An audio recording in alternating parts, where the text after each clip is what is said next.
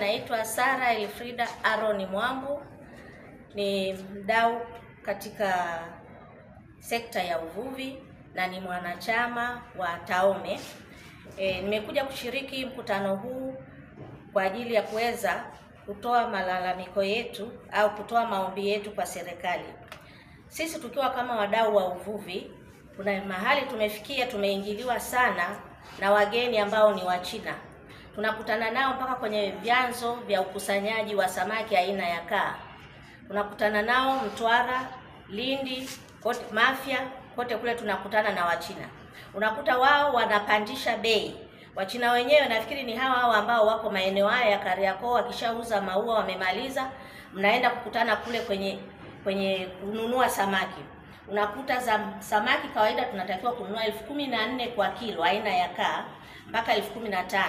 Lakini Mchina yeye kule akifika ananunua 25,000 mpaka 35,000 mpaka 40,000, kwa sababu huwa tunanunua kwa size. Hasa unakuta wazawa wameshindwa kukabiliana na hiyo hali, kwa sababu kwanza wazawa wanakuwa na mitaji midogo, wengine wanakuwa na mikopo, wamekopa katika benki. Sasa hata marejesho kwenye benki inashindikana.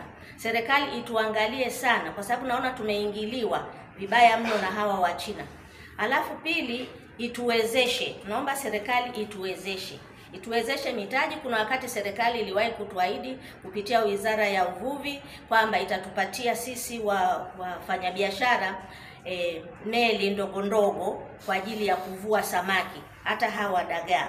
Tukajikusanya na kila kitu, lakini hatukuona hata waliishia wapi. Sasa unaenda kuvua samaki, wewe unatumia boti ambaye inamulika kwa karabai.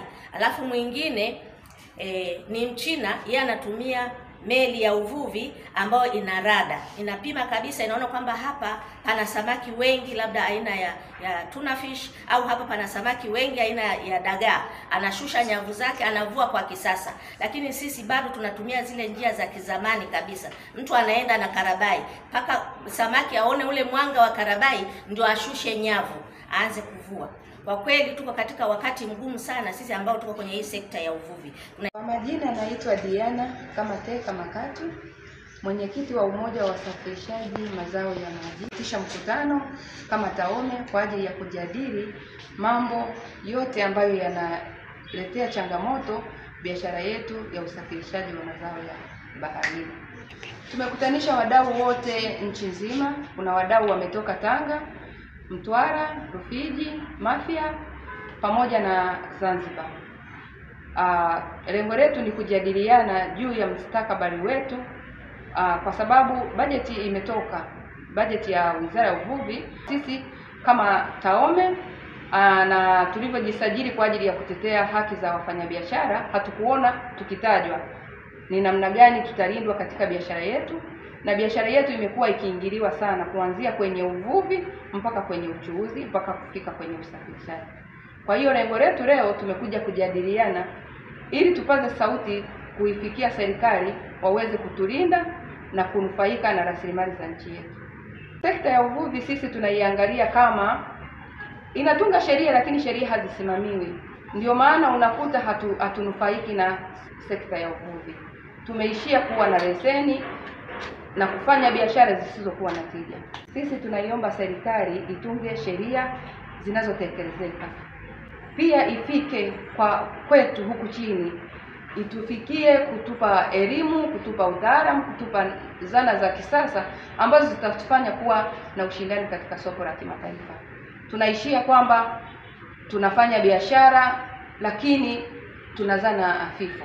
Kwa hiyo ni sheria ambazo zinatungwa, lakini kimsingi unaona kabisa kwamba haziwezi kututoa tulipo kwenda sehemu nyingine. Kufanya biashara kama wasafirishaji, tunapata changamoto ya kuingiliwa na wageni, hasa hususan Wachina. Wachina wamekuwa wakiingia kwenye biashara zetu, wakienda mpaka mashambani kwa kupitia wazawa. Na kinachopelekea wazawa kuwapeleka Wachina mashambani ni kwa sababu ya kuwa na uelewa mdogo, kujua ni namna gani wanaathiri uchumi wa nchi na kukosa mitaji ya kufanyia biashara. Kwa hiyo wanapokuwa wanakuja Wachina, wanatumia ile nafasi ya udhaifu wa kukosa mitaji pamoja na uelewa mdogo kuingilia biashara zetu. Mtafiti juu ya masuala ya maendeleo Tanzania na kwingineko. Kama mshauri mwelekezi katika swala zima la kuangalia masuala mtambuka yanayoathiri au yanayogusa uendeshaji wa sekta ya uvuvi Tanzania, kwa maana ya Tanzania bara, Tanzania visiwani, masuala ya kisheria, masuala ya kisera, masuala ya kimifumo ya uendeshaji na usimamizi wa uvuvi, especially haswa uvuvi unaofanyika katika eneo la bahari Tanzania, hasa katika ule ukanda maalum wa kiuchumi ambao uko chini ya mamlaka ya nchi ya Tanzania.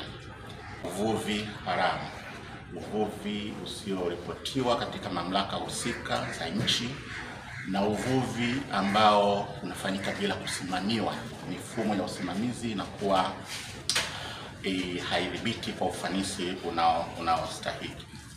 Basi tumeona kwamba uvuvi upo ushahidi wa kutosha kabisa, watafiti ambazo zimefanywa extensively katika nyakati tofauti unaoashiria kwamba kuna uvuvi haramu katika eneo la Bahari Kuu.